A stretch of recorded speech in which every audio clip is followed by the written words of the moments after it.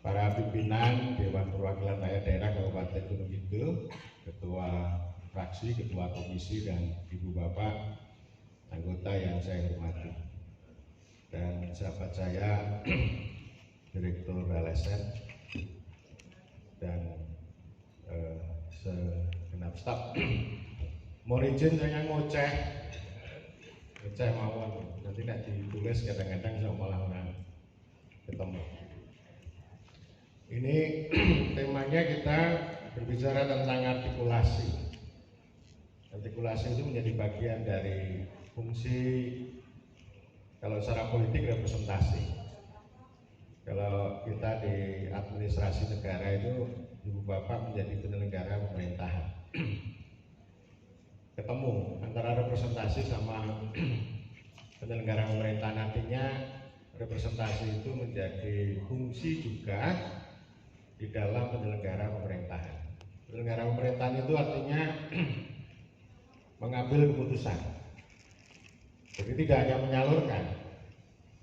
Kalau menyalurkan itu LSM aja bisa, tapi kan harus ikut mengambil keputusan. Ini ada dua sisi yang penting untuk kita perhatikan.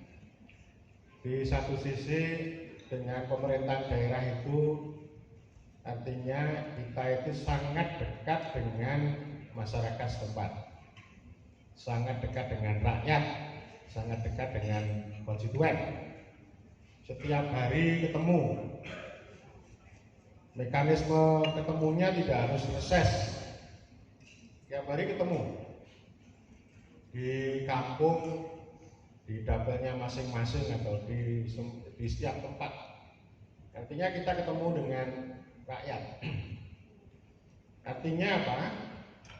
Artinya kita mendengar, merasakan, menghayati betul denyut kehidupan rakyat, yang kemudian akan menjadi dasar untuk pengambilan keputusan, kebijakan, perencanaan, penganggaran, dan seterusnya.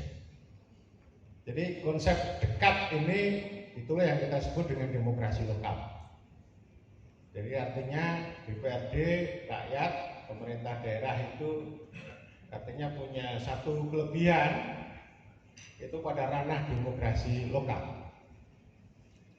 Tetapi pada sisi lain, otoritas terhadap hajat hidup orang banyak itu sering jauh dari demokrasi lokal itu.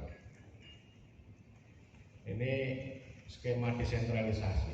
Sudah desentralisasi, tetapi banyak pengambilan keputusan hajat hidup orang banyak itu berada di tangan pemerintah pusat. Jadi artinya antara rakyat sama wakil rakyat itu sangat dekat.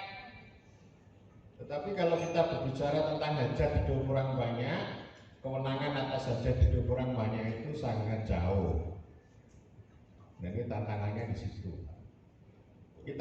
Strategi kita nanti akan menemukan hajat hidup orang banyak yang itu bisa dekat dengan hubungan antara wakil rakyat dan rakyat. Yang paling dekat itu yang kita perjuangkan. Lalu yang jauh apa? Oh banyak. Soal tenaga kerja, soal pupuk aja deh, pupuk itu ya, pupuk. Petani selalu mengeluh itu di mana-mana di seluruh Republik sejak zaman udah lama. Pertama kali saya melihat langsung tentang pupuk yang sulit itu tahun 2010. Tahun-tahun berikutnya sampai sekarang itu tidak bisa diatasi dengan baik. Lalu rakyat itu sering mengadunya pada DPRD. DPRD tidak punya jangkauan secara langsung, bahkan Bupati juga tidak punya jangkauan secara langsung terhadap hajat hidup orang banyak bernama pupuk. Nah, artinya pupuk sebagai hajat hidup orang banyak ini jauh dari medan relasi antara wakil rakyat dengan rakyat. Itu salah satu contoh. Nanti belum contoh yang lain kalau terkait dengan investasi, dengan tenaga kerja, dan seterusnya. Oleh karena itu penting di dalam dua kerangka ini ya. Pertama, kerangka otoritas atau kewenangan untuk mengambil keputusan. Yang kedua adalah ranah ini ya, aspirasi rakyat, termasuk nanti aspirasi desa ini. Itu 2 poin ini ya. Yang satu terkait dengan bagaimana desentralisasi itu bisa putus di daerah, bisa diputuskan di daerah, tidak harus menunggu dari Jakarta, dan sebaliknya nanti hajat hidup orang banyak yang itu menjadi kepentingan rakyat, itu persoalan demokrasi kita temukan. Itu strategi besarnya begitu ya. Nah tentu ada banyak yang kita bisa pelajari dari pengalaman Gunung Kidul. Contoh air. Air itu hajat hidup orang banyak yang sangat dekat. Denyut kehidupan rakyat orang Gunung Kidul itu soal air. Lalu dari sisi otoritas itu juga sangat dekat. Sangat dekat. Jadi tidak harus menunggu urusan keputusan dari Jakarta. Ada pengalaman misalnya dari Gedang Sari, ya, Gedang Sari. Ini warga itu minta air dengan cara dibor misalnya ya, kan sering saya dengar kalau sak boran ini 11 juta regane misalnya. Tetapi apa yang dilakukan oleh pemerintah daerah itu ngedrop air tangki, drop air tangki ke nek musim kemarau itu. Lalu orang kecewa loh, kita itu jalurnya supaya kita itu dekat dengan air, supaya duwe sumur dhewe kok ya ketiga dikirimi baik, lalu nggak sesuai. Nah terus kemudian apa yang dilakukan? Yang dilakukan antara lain ya seni pemerintahnya seorang sama dengan para lurah, para kepala desa. Ya wis nek ngono kita nggawe dhewe-dhewe wae nek nggone desane dhewe-dhewe, kemudian memakai dana desa. 2 tahun yang lalu laporan aku sanggup beresi 95%. Jadi itu menarik. Jadi ada seni pemerintahan yang bisa kita manfaatkan. Seni itu dengan kata lain adalah siasat. Memang kalau banyak aturan itu seni dan siasat itu yang kita perlukan gitu ya. Jadi Bu Bapak, ini soal air contohnya. Itu yo cerak pada sisi aspirasi, yo cerak pada sisi pengambilan keputusan. Syukur Gunung Kidul itu punya ini ya, punya air suling ya. Saya nggak tahu secara teknis itu. Pada waktu dulu tahun Pak Harto Lenggah 2005-2010 itu saya ngobrol sama beliau. Pak Bupati sudah tindak-tindak ke Kabupaten Jembrana. Wis Mas, apa yang paling menarik yang Bapak kersani? Air suling, air dari laut. Memang pada tahun 2007 saya menyaksikan langsung air suling dari laut itu ya di Jembrana itu semua terairi. Di kantor Pemkab, di sekolah, di kantor desa, di pura, di masjid, itu semuanya teraliri. Tapi 2 tahun kemudian, tahun 2009 mangkrak. Mangkraknya mergo salah urus. Sewu karena ada korupsi gitu. Jadi sepanjang itu dikelola dengan baik ya. Tapi kemudian itu tidak bisa dijalankan di Gunung Kidul misalnya. Jadi kalau dari dulu kan air itu tadi, karena itu ini penting kalau aspirasi masyarakat dan kehidupan itu Bapak Ibu yang jauh lebih tahu daripada saya. Jadi maksud saya aspirasi itu datangnya dari kalau orang daerah namanya denyut kehidupan ini ya, suasana kebatinan daerah. Biasanya kalau denyut kehidupan rakyat semuanya atau menjadi buah bibir, itulah yang kemudian menjadi suasana kebatinan daerah. Itulah yang kemudian kita jadikan dasar untuk aspirasi dan pengambilan keputusan. Jadi yang ingin saya katakan Bapak Ibu, denyut kehidupan suasana kebatinan daerah itulah mengandung aspek demokrasi lokal dan sekaligus desentralisasi. Artinya ya aspirasinya wong akeh dan iso diputuske ning gone daerah itu. Nah ini saya kira yang perlu kita pegang karena Jakarta kalau mengambil keputusan itu sering tidak sesuai dengan denyut kehidupan rakyat, tidak sesuai dengan suasana kebatinan daerah. Saya sudah mengalami banyak hal dengan berbagai kementerian di pusat, itu sering begitu, banyak perencanaan yang tidak jalan dengan baik, kecuali hanya nanti jadi laporan. Setahun yang lalu saya diskusi dengan Bapeda Gunung Kidul. Saya ngomong begini, Mas, aku ki suwe-suwe iki ora percaya ya kalau perencanaan. Karepku guyon parikena ning beliau rada emosi gitu ya. Maksud saya kita lihat secara otentik. Saya tidak mengatakan itu harus jujur, bukan begitu. Kita lihat secara otentik. Saya pernah diminta oleh Ibu Ketua itu melakukan review terhadap LKPJ tahun-tahun lalu. Nah, sing jenenge laporan itu kan ya mau ngapalan. Ya mau ngapalan, ya mau sing penting laporan. Intine iki ya ora ono gitu.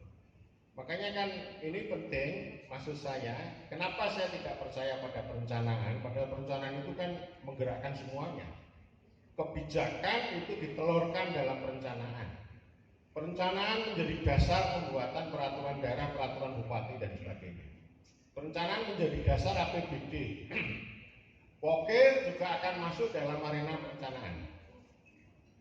Jadi perencanaan ini lebih dominan pendekatan teknokratiknya, pendekatan angka-angka itu, pendekatan keahlian yang paling utama.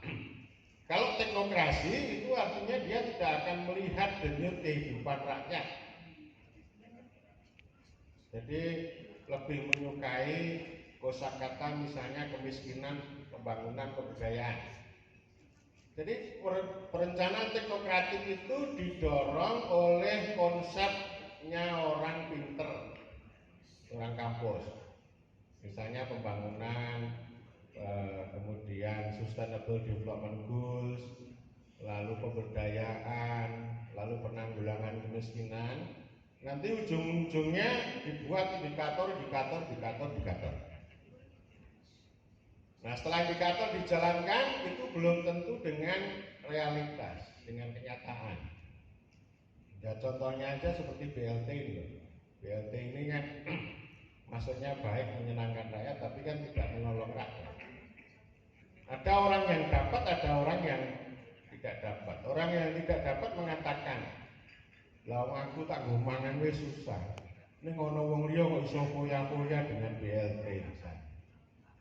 Nah, ini kan artinya kebijakan ini perlu kita telusuri ya. Saya nggak tahu apakah daerah itu kemudian punya policy semacam itu ya. Nah, artinya apa? Ini BLT ini secara politis untuk menolong rakyat, tapi begitu ditangkap dengan teknokrasi maka digawe indikator sapa sing oleh dan sapa yang tidak dapat. Padahal yang lapangan antara yang dapat dan tidak itu kan bedanya tipis.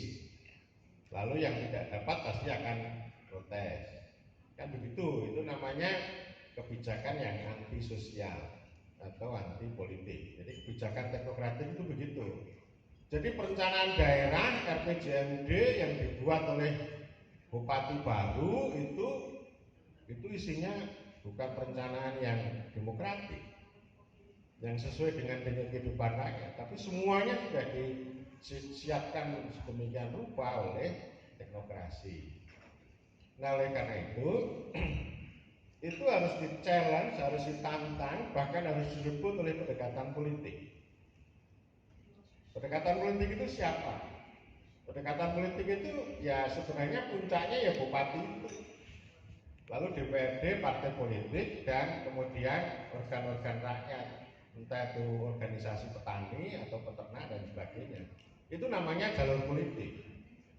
Kalau dari atas disebut dengan visi bupati, kalau dari bawah disebut dengan aspirasi rakyat. Di tengah-tengah itu ada representasi yang dimainkan oleh DPRD, termasuk oleh partai politik. Jadi itu digadokke antara visi bupati dengan aspirasi rakyat itu digadokke. Demikian juga sebagai penyelenggara pemerintahan, kita ini ngatuke beberapa hal yang berbeda. Yang itu sering kita temui dalam kehidupan sehari-hari itu antara kebaikan dan kebenaran.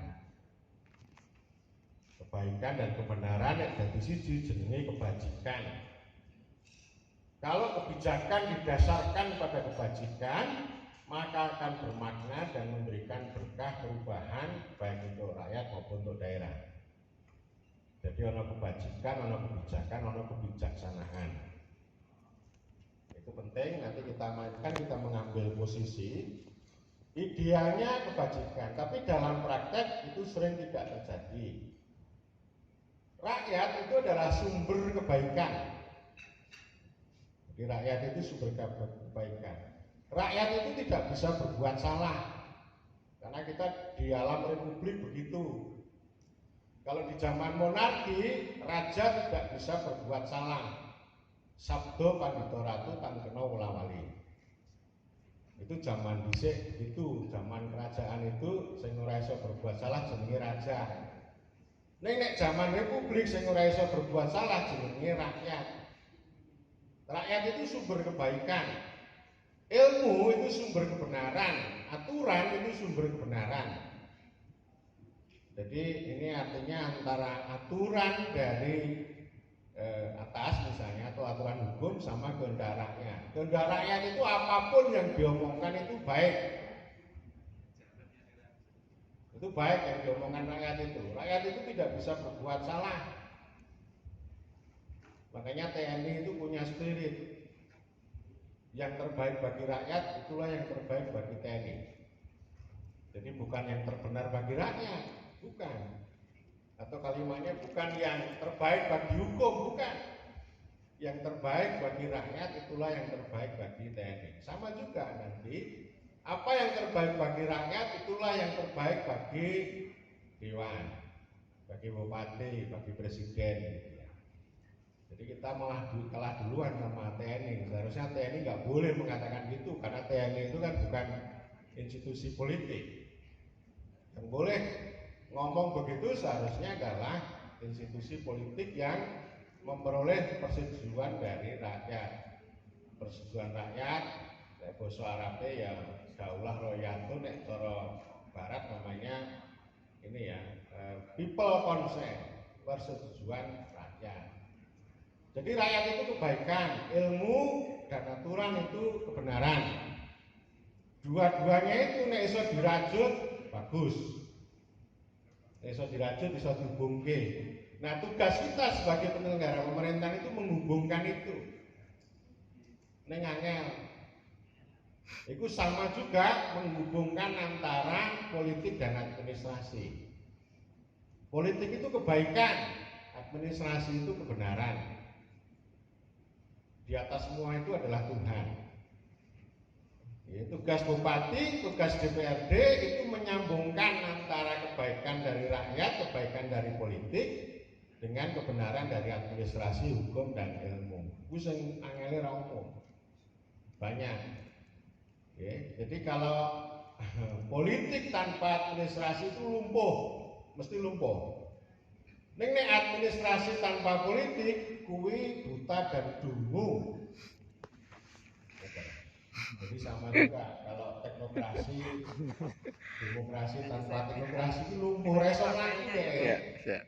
Ning nek teknokrasi ora peka karo kebaikan rakyat, karo politik ya dia buta, dungu. Akhirnya yang terjadi hanya laporan. Sebetulnya laporan. Dan faktanya orang berubah. Nah itu Ibu Bapak, itu seni itu tantangan yang luar biasa menghubungkan itu tadi, koherensi ya namanya ya.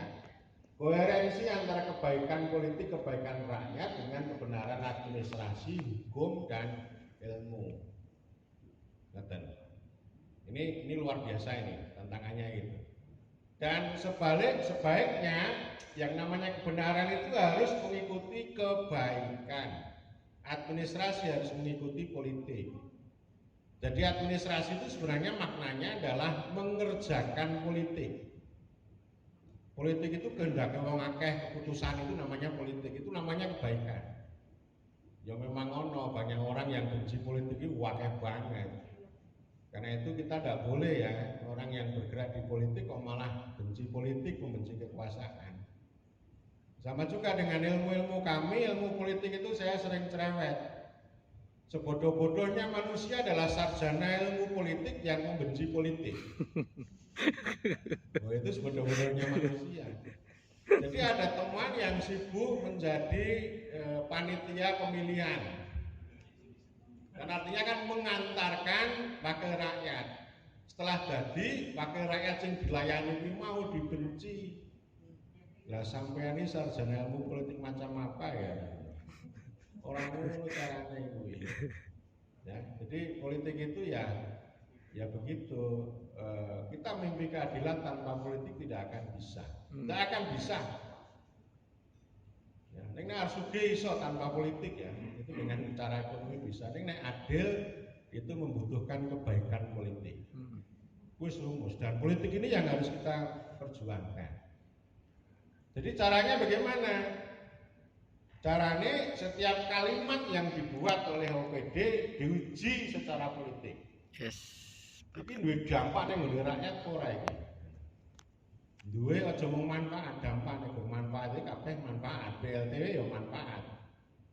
Di manfaat paling enggak yang dapat BLT mesti seneng lah. Manfaatnya apa? Seneng gitu. Jadi pemerintah pusat karena punya waktu yang sangat terbatas, sering hanya mengandalkan asas manfaat. Bukan asas kerakyatan, bukan asas keadilan. Itu repotnya. Sering mengabaikan resiko, pokoknya yang penting manfaat. Wah ini berpikir jangka pendek gitu. Kuwi apik ini ngomong delong, istilahnya itu cinta sesaat satu malam itu, cinta satu malam itu loh. Jadi sangat pendek itu ya. Makanya ini tantangannya begitu, ya. Nah, apa namanya? Caranya kita uji ya, kita uji setiap gagasan. Memang ini kan begini nih, kepentingan, nilai sama gagasan ini loh. Ini kan kalau kita ngomong kebijakan perencanaan kan perlu kuwi intine. Kepentingannya rakyat, kepentingannya desa, kepentingannya petani itu dipastikan dulu. Ampun didorong dengan kosakata kemiskinan ya. Memang kemelaratan itu fakta, tetapi kalau pintu masuk kita kemiskinan, maka nanti ujungnya hanya ngomong data. Wis toh percaya toh, mesti sibuk ngomong data. Awet tahun 2004 sampai sekarang ngomong kemiskinan ngomong data lah. Wis lah data ini disimpan wae lah. Simpen aja. Tapi yang kita mainkan apa? Ya suara rakyat itu loh. Suara-suara rakyat itu namanya kepentingan. Kemudian yang kedua nilai. Nilainya ki apa? Ya nilai itu setiap orang kan iso beda-beda. Ana sing punya nilai kekayaan, ana sing punya nilai kemakmuran, ana sing punya nilai keadilan. Ya udah kita berpijak pada Pancasila, nilai kerakyatan sama keadilan itu yang harus kita perjuangkan. Nek nganggo data, ya teknokrat itu nganggo data kuwi, sing diri-diri datane kae, sing ilmiah gitu, dia nggak akan ngomong tentang nilai, nggak akan ngomong tentang nilai. Itu pasti itu, dan itu di mana-mana begitu. Karena itu ketika ini ada gagasan-gagasan orang-orang pintar, para profesor, orang Porda dan sebagainya harus diuji dong secara kepentingan dan nilai. Jadi secara politik. Jadi politik itu harus kita gunakan untuk menantang bahkan merebut. Jadi Ibu Bapak jangan sampai terpukau dengan data yang canggih yang tirik-tirik. Itu menipu itu. Menipu. Harus lebih percaya pada aspirasi dari rakyat gitu ya. Dan kemudian dari 3 poin itu kepentingan, nilai dan gagasan. Jadi gagasannya apa? Itulah yang kemudian kita salurkan melalui kebijakan, perencanaan dan sebagainya. Dan yang jauh lebih penting kudu ana proses dialektika, pergulatan. Ya, bahkan izin pun itu sebenarnya harus pakai pergulatan. Kita ini sudah salah kaprah. Katanya izin itu nganggo OSS itu loh, nganggo digital gitu. ben ora ketemu menungso jarene. Soale nek ketemu menungso engko jarene njono rente, njono bumi jarene. Iki ngawur banget iki omongan opo ya ngono. Gitu ya. Jadi tindakan manusia. Izin yang baik itu melalui proses pergulatan. Ya, izin itu kan sebenarnya instrumen bagi pencapaian manusia. Izin ya. Jadi karena ini kan untuk kepentingan publik. Izin itu artinya kepentinganmu tak salurkan, neng ojo nganti kepentinganmu merugikan orang lain. Silakan keluar sugih blegedu rapopo. Neng ojo nganti merampas yang lain. Izin itu untuk instrumen kayak begitu. Ojo merusak lingkungan, ojo merusak tetangga, merusak perhubungan, merugikan uang gitu. Nah sekarang ini yang namanya izin itu yang penting cepet gampang. Wah, gue salah. Maksudnya gimana? Ibu bapak saya kasih contoh. Ini pengalaman Ciputra. Sing sugih ra umum lho. Sing duwe citra terus termasuk Ancol. Itu dulu waktu Gubernur Ali Sadikin duduk di DKI, Ciputra yang seorang arsitek itu datang itu dia membawa dokumen, membawa proposal, dan proposal itu hasil kajian dari rawa-rawa dulu di Jakarta Utara. Jadi artinya dia menggunakan otak. Otak itu kecerdasan bangsa. Konstitusi memerintahkan itu, mencerdaskan kehidupan bangsa. Juga nomor siji kuwi. Jadi semua orang itu bisa cerdas kabeh. Mun wis cerdas, kemudian iso nggawe sing jenenge rencana bisnis, iso nggawe proposal, iso nggawe usulan, nggih. Jadi usulan kuwi lalu dibawa ke Ali Sadikin. Pak Gubernur, saya punya gagasan seperti ini. Itu daripada rawa-rawa itu nanti bisa kita sulap jadi uang dan nanti bisa untuk membangun DKI. Oke, semuanya udah dipresentasikan, lalu Gubernur menerima gagasannya sangat menarik.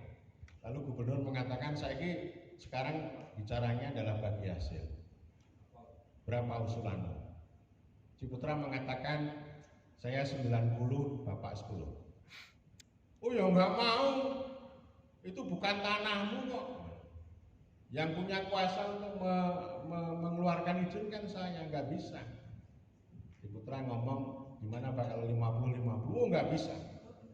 Kalau mau, saya 90, kamu 10. Kalau kamu nggak mau, ini proposal kan udah saya bawa, nanti akan saya kasih orang lain. Gitu. Akhirnya Ciputra menerima. Oke, jadi dia punya 2 dokumen, proposal sama izin. Dari 2 dokumen itu dia bawa ke bank nasional. Tidak ada bank yang mau membiayai, karena Ciputra nggak punya borek, nggak punya agungan. Akhirnya komunikasi sana sini, dia ketemu dengan HSBC, Hong Kong Shanghai Bank Corporation, yang berkantor di Hong Kong. Jadi HSBC itu yang ngasih utang gitu ya, ngasih utang. Lalu dia dapat fresh money, dari fresh money digunakan yang pertama kali nguruk rawa-rawa itu. Dari urukan gue terus didol yang dari Taipan, akhirnya dia dapat tambahan fresh money yang luar biasa. Jadi itulah izin. Izin itu ada dialektika antara Gubernur sama Ciputra untuk memastikan ini bisnis ini layak, bisnis ini orang merugikan orang akeh, bisnis ini gitu. Jadi bayangan saya itu orang izin usaha ini ono dialog. Karo otoritas memberi izin, perlu diberikan ada panel untuk memastikan oh izin ini layak. Nek orang layak, lalu kita sebagai pemerintah akan mengatakan, kamu perbaiki ini. Dan kok nek nilai ning bank ora perlu nganggo bor, gitu ya. Nah, bank kita ini kan lebih kejam daripada tentara. Ya, pokoknya orang berbor ya iso, itulah yang sebenarnya ya memang harus direform, kalau enggak ya susah. Nah, apa yang bisa kita lakukan di daerah? Kita cobalah. Jadi kita coba dengan pola usaha itu nanti dengan ya model-model dulu ya wis ngono iki duitnya daerah tak simpen nang gone BPD dalam rangka bagi para entrepreneur atau pengusaha lokal di Gunung Kidul, kan gitu. Jadi itu yang saya maksud pergulatan ya, pergulatan itu banyak. Jadi entah itu reses atau apapun itu bisa kita jadikan kesempatan ya. Saya tidak menafikan ya, itu biasalah, semua orang itu pengen rezeki, pengen uang, itu hal yang biasa ya, itu biasalah. Jadi kalau misalnya ada main mata, itu hal yang biasa itu bagi saya itu. Tapi yang penting intinya ini mau ketangkap, sehingga kepentingan orang banyak ya ketangkap lah gitu, maksud saya gitu ya. Kadang-kadang saya ngomong sama orang banyak, ngutil ki ra apa-apa, ning sing penting aja ngerampok gitu. Penting ora apa-apa kan gitu ya. Jadi itu hal yang biasa, yang penting substansinya ketangkap, jangan sampai kita ini kita menari itu di gendang orang lain, gendangnya para teknokrat itu loh. Teknokrat ngomong kemiskinan, ngomong data, lalu kita ikut menari gitu, bukan begitu. Jadi ada proses dialektika lah. Oke lah, misalnya mbok sekali-sekali ini data ini ditinggal sih lah, ditutup sih lah. Tapi bagaimana kepentingan nilai dan gagasan yang tumbuh berkembang menjadi suasana kebatinan daerah itu yang kemudian diangkat menjadi keputusan atau kebijakan daerah. Saya kira demikian Ibu Bapak, saya matur, mohon maaf dan matur nuwun, waktu saya kembalikan